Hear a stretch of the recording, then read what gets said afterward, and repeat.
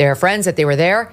Maybe she's concerned that if she comes out and says it's one thing, there might be proof that it was something else. We don't know because she's not speaking to it, which is odd. This better not come out.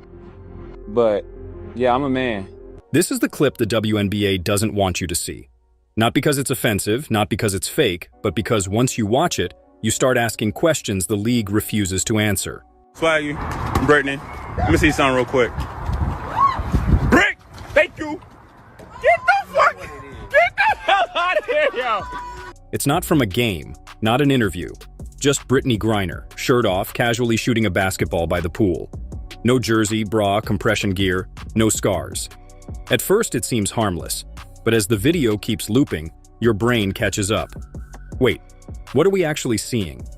The confusion wasn't limited to trolls. This clip didn't go viral because of some random conspiracy thread. It went viral because it made people pause, because it came without answers. And silence, in a moment like that, speaks louder than any quote ever could. Suddenly your feed was flooded, sports commentators, even podcasts with massive platforms, all weighing in. What exactly are we looking at here? The WNBA had every opportunity to clarify. They could have said it was old, they could have said it was out of context, they could have said anything, but they didn't, not a word. And when a league that prides itself on fairness, inclusion, and visibility refuses to acknowledge the most viral moment of its season, people start digging. The WNBA stayed silent, even as the commentary got louder, sharper, more pointed. It wasn't just about gender anymore. People were dragging up every moment. A video alleged Griner called Caitlin Clark a white girl on the court. The story wasn't dying, it was growing. And silence wasn't protecting the league, it was exposing it. Across platforms, the message was the same. People weren't just watching, they were investigating, they were quoting, timestamping, and calling out the double standard. This wasn't a rumor anymore, it became a mystery. The video didn't prove anything, but it opened the floodgates, because when something feels that off and the people in charge pretend it doesn't exist, you don't get clarity, you get chaos. And it all started here. One clip. But let's not pretend this came out of nowhere. Let's rewind. How did we get here? This didn't start with a pool, it started with a pattern. Before the footage went viral, before the PBD podcast dropped quotes, and before everyone started analyzing Griner's chest frame, there was already something off. Fans had been noticing for years, not everyone said it out loud, but they felt it. Griner didn't just dominate the paint, she overpowered it. Her presence was different. Her build, her physicality, her style of play. Her voice didn't sound like anyone else in the league. Her mannerisms weren't like anyone else's either. And no one said a word. The WNBA never explained any of it. Never acknowledged the conversations happening in every comment section and every fan forum since her rookie year. Allegedly, it could be any number of things, but my first inclination is to say that this person is not a female. Even when people started asking questions, they were shut down, brushed off as trolls, bigots, or conspiracy theorists, the kind of labels that keep people quiet. But one thing always kept the whispers alive: silence from the top. And that silence got louder when a moment that should have sparked outrage vanished. During a game, Griner was allegedly caught on camera directing at Caitlin Clark, a let's just say inappropriate word. Or the ticky-tack fouls that we were talking about earlier today. That clip didn't make the rounds when it surfaced. No league statement, no media coverage. The league ignored it, and most of the press followed their lead. But fans didn't forget. Because if the roles were reversed, if a white player dropped that line on a black player, it would have been headlines, press conferences, and public apologies before halftime. Instead, nothing. It wasn't an isolated shock. Everything was fuel on a fire that had been burning just below the surface. People started digging through old film, comparing body language, voice clips, slow-motion footage. Even clips that had nothing to do with the pool video were suddenly getting new attention. And the more people looked, the worse the league's silence looked. That's when questions turned into accusations.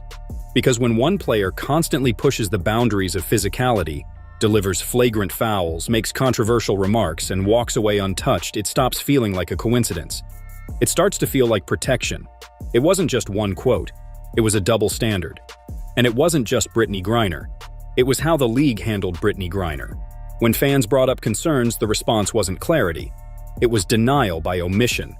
They didn't just refuse to engage, they erased the conversation. And that erasure only made things louder. What looked like a viral moment in a vacuum wasn't. It was the final straw for people who had been watching, waiting, and wondering. Because this didn't begin with a shirtless clip by the pool. It began with a question no one wanted to answer. And by the time the clip dropped, the people asking were done waiting. This was the spark. The moment that turned quiet suspicion into a public storm. Brittany Griner, shirt off, casually shooting hoops at a poolside court.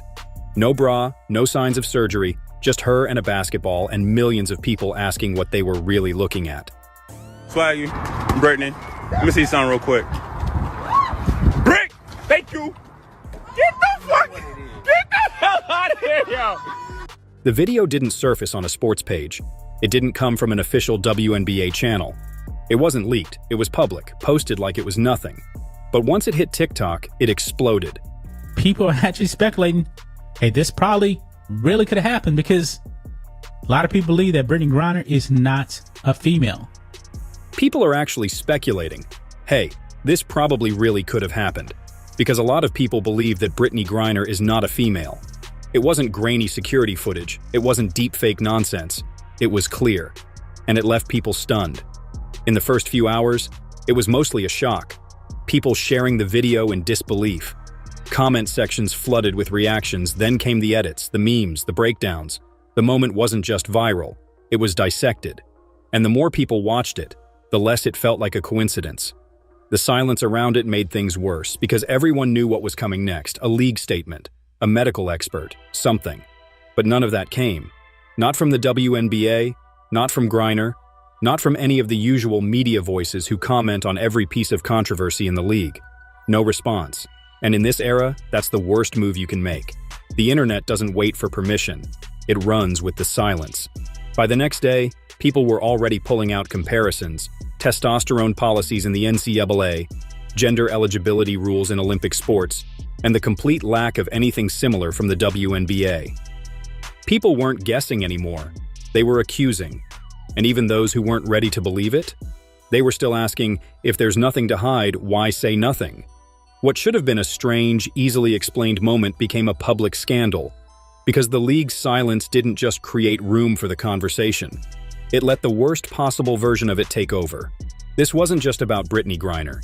It was about how the WNBA handles accountability. And this poolside clip, it wasn't a moment, it was a match. And everything after it was the fire. The pool clip wasn't the first red flag, it was just the one people couldn't ignore. Because the truth is, the WNBA has been protecting Brittany Griner for years. Not just from scrutiny, but from accountability. People just happened to start looking backward, and what they found was a pattern. Start with her behavior on the court. Physicality is part of the game.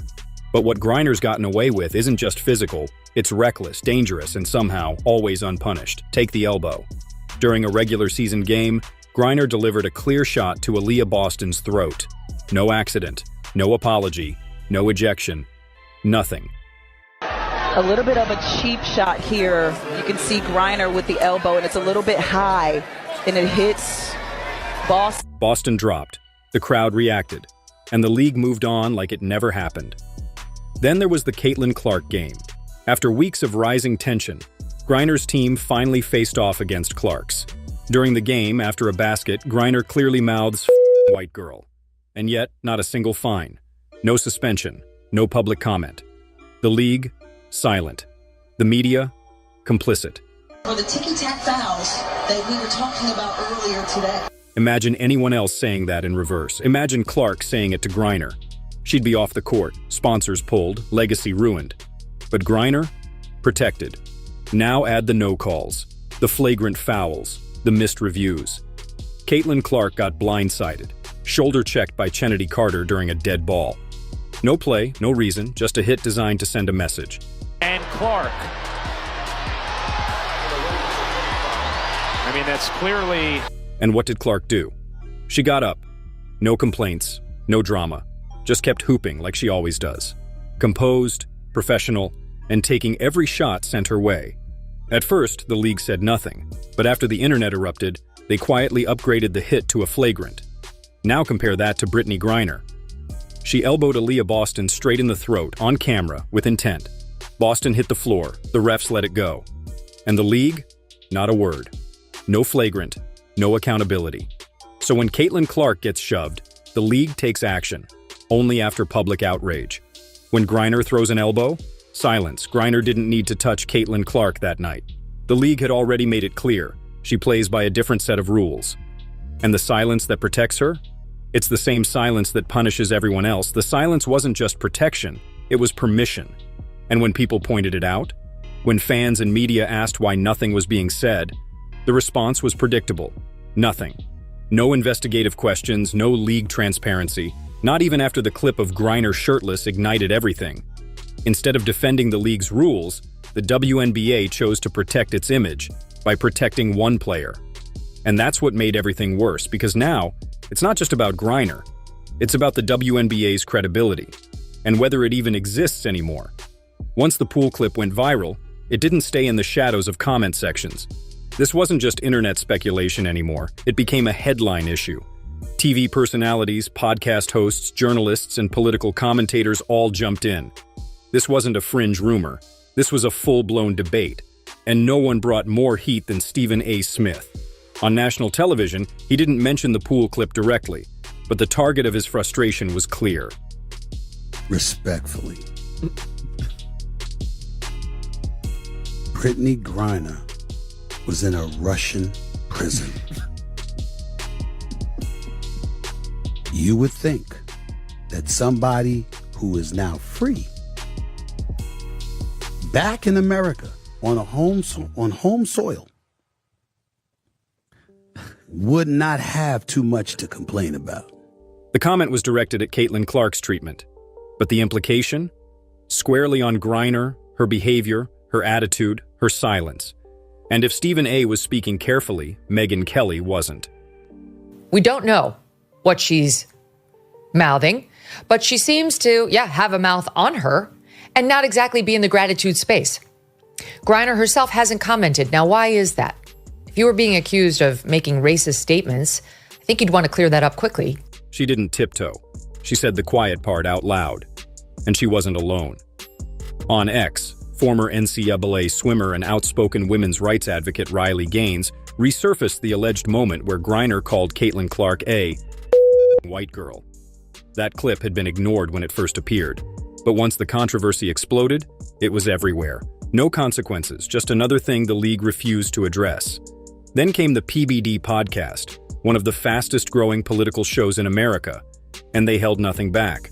And think about it, Brittany Griner talking all that trash. We traded the merchant of death for your ass, and you're out there talking shit and saying racist shit on the freaking sideline, and it's disgusting. Okay, that's why nobody watches it, and they're watching it. No, the point is, Vinny, if Caitlin Clark goes and is playing, they're watching it. That one clip dragged the entire league into a national political spotlight. Suddenly, the controversy wasn't about basketball anymore.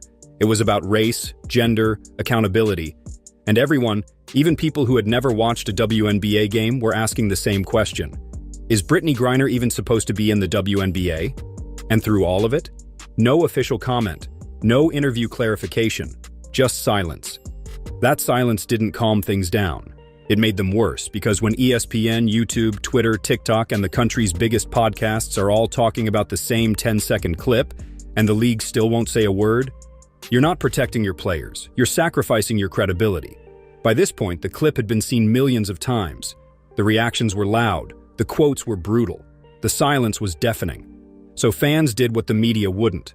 They started looking for the rules, specifically the gender eligibility rules in the WNBA. And what they found was nothing. Just a vague idea that if you've been drafted, you must be eligible. But eligible by what standard? The Olympics have rules, the NCAA has policies, international federations have entire departments that handle this stuff. But the WNBA? Nothing. No one even knew who would be responsible if a gender-based protest was filed. There's no published process, no appeals structure, no clarity. That's when people started comparing. Olympic runners? Disqualified for testosterone levels? College swimmers? Forced to switch events based on hormone tests. But Brittany Griner? Drafted? Celebrated? So why not here? Why is the WNBA the only major league with no clarity? Because it never planned to need one. The league wanted to be the image of inclusion, visibility, empowerment. So it avoided the hard questions. It chose image over infrastructure. And for years that worked.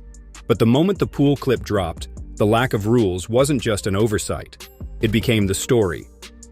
The WNBA can't explain what's happening because it never created a framework that would let it. And now that the public is asking, they have nowhere to point. Because when there are no rules, there's no way to say they weren't broken. The WNBA wants to grow. That's what they keep saying. They want packed arenas, more sponsors, bigger TV deals, respect on the same level as the NBA. And for the first time in years, they're getting close. People are tuning in. Highlights are going viral. Jerseys are selling. And yet, in the middle of the biggest moment in the league's history, they're losing the one thing they can't afford to lose: credibility. Because you can't build trust and dodge transparency. You can't say you believe in equality, then create a rule book with exceptions. And you can't demand people take your league seriously while shielding one player from every form of accountability. The WNBA built its image around activism, around fairness, around being bigger than basketball. But when it comes to Brittany Griner, that all disappears. The league looked the other way when she elbowed Aaliyah Boston in the throat. You can see Griner with the elbow, and it's a little bit high, and it hits Boston. They said nothing when she allegedly called Caitlin Clark a white girl on the court. They ignored the poolside clip, the podcasts, the memes, the media firestorm. They ignored all of it. And now, they want fans, new and old, to believe they're serious about this moment. Let's look at what serious leagues actually do. The NCAA suspends players for social media comments. The NBA fines guys for flopping too hard. The Olympics disqualify medalists based on hormone levels, even when it's controversial. International sports bodies debate and legislate these things publicly, no matter the backlash. But the WNBA? They don't even acknowledge the questions. Not when fans ask. Not when media figures ask. Not even when entire political shows dedicate segments to it. And it's not just bad PR anymore. It's an institutional failure. Because when you protect one player at all costs, when you ignore fouls, silence critics, dodge policy, and erase controversy, you're not building a league, you're building a lie. This controversy could have been controlled. All the league had to do was address it early. Clarify the rules. Be transparent. Instead, they ducked. And now, they've handed the narrative over to everyone else. Pundits, podcasters, angry fans, political commentators. Everyone except themselves. The WNBA wants people to respect the game. But what game are we watching? One where fouls go uncalled, where slurs are unpunished, where the most protected player can't even be questioned? They're asking for trust while burying the truth. And in 2025, you can't have both. So the real question isn't about Griner anymore. It's about whether the WNBA has already lost the one thing it needs to survive: the benefit of the doubt.